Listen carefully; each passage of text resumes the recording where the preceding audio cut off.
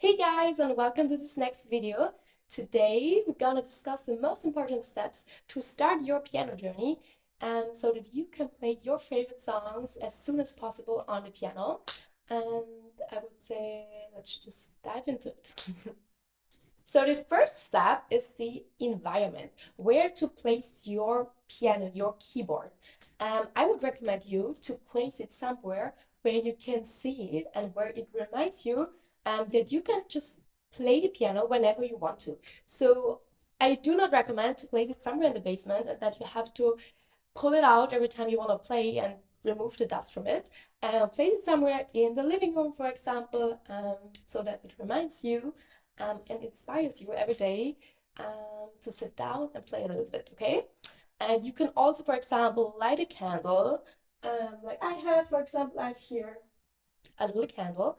And sometimes when I'm in the mood, I just light it, and then there's this beautiful warm, calm environment, and that inspires me a lot also to play some beautiful romantic music pieces.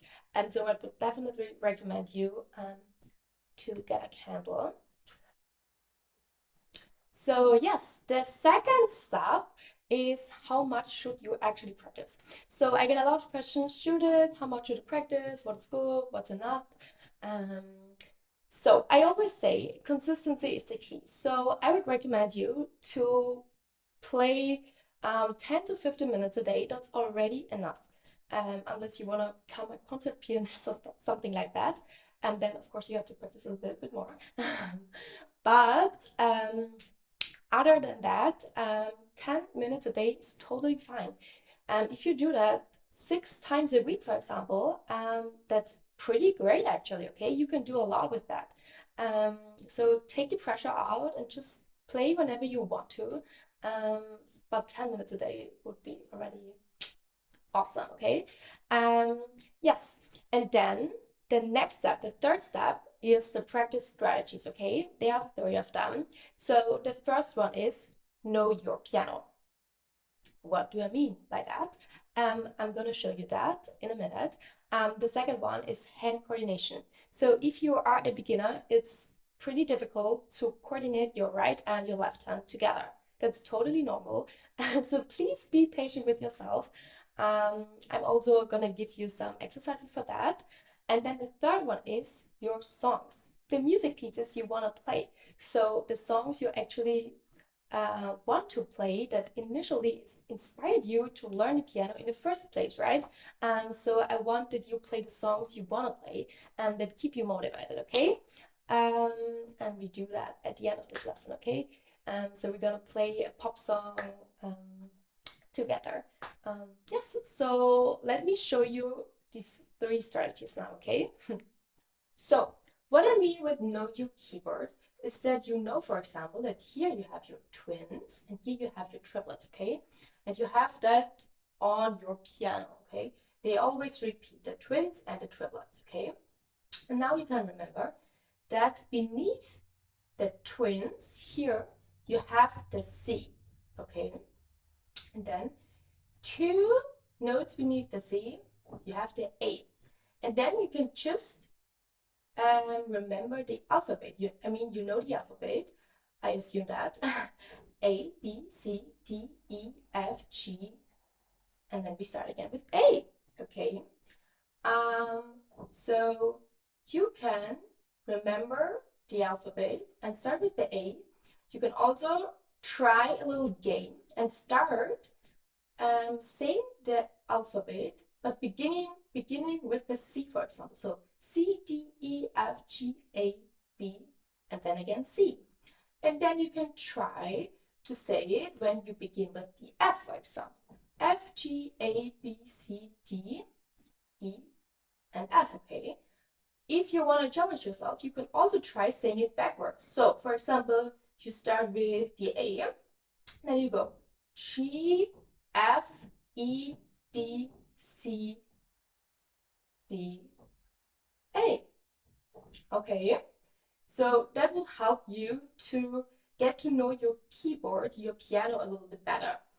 So you know exactly where is which note on the piano, okay? So I would say the C is a very important landmark on your piano because you can also every time remember it super easily if you just go down one note here from the twins. A second very special note in my opinion is also the F because you can see it's one note down the triplets, okay? So you just look for the triplets on piano and you go one note down. Also here, okay, here we have the triplets and I go one note down, okay? The second strategy was hand coordination between the right and the left hand. That's pretty difficult at the beginning. That's totally normal, okay? So you can just start by putting your hand on the keys. And you can see this one is pretty relaxed.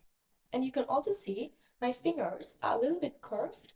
And this one here should be basically one line. So it should not look like this or anything like this, okay? So you can look for this line here and that your fingers are curved, okay?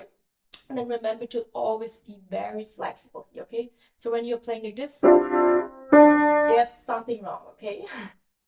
Okay, so your first exercise is super easy, but super important for beginners, okay? So you can just put your hand here, your thumb on the Z, and your little pinky on the G, okay? And you just start playing one note after another. Okay, that might seem now very easy, but trust me, if you are a beginner and you try that for your first time, it may look like this. Okay, but I always say that it has to look pretty, okay? So if you see something like this, there's something wrong. So piano playing must be always pretty, okay? And then you can go back again.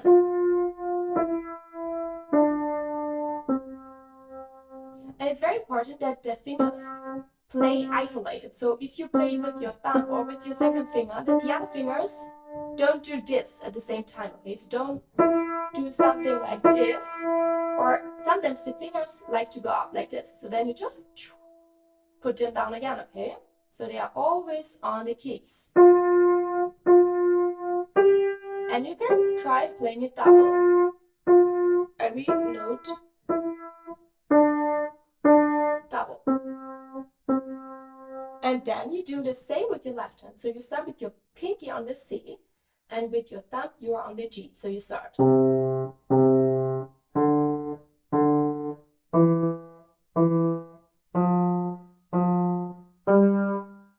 Okay, and then you go back.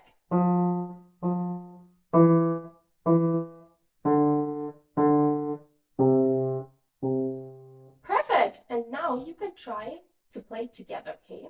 So when you try to play together for the first time, try thinking I go from left to right or from bottom to top.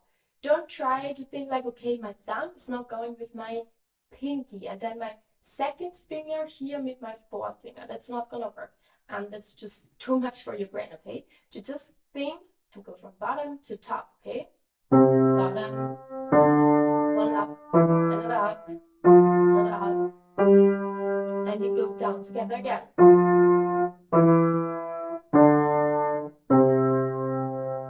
Okay. If you can do this, then you can also try to do it legato. So there's no space in between. You directly go from one note to the other.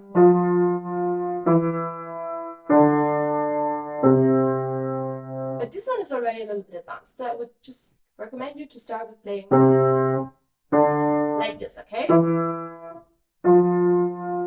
Perfect. And the third strategy were the songs, okay? I promised you that you can play in your first lesson already a pop song. And of course, I'm gonna keep my promise and I'm gonna show you now how you can do that. So we start with our thumb on the C here and with our little finger on the G, okay? And the left hand always plays the note my thumb here plays, okay? So in this case, it would be C. So play C. And we stay in this exact same hand position, okay? And then we move up to the G with my thumb, okay? And the pinky stays here. So 1, 2, 3, 4, 5. notes up always, okay? We go one more note up, and then we go to the F, so 2 down. Yes, and with those chords, you can basically play already every pop song. For example, Taylor Swift Love Story. Sure, you know that one. We were both young when I first saw you. I closed my eyes and the flashback stars. I'm standing there. For example, or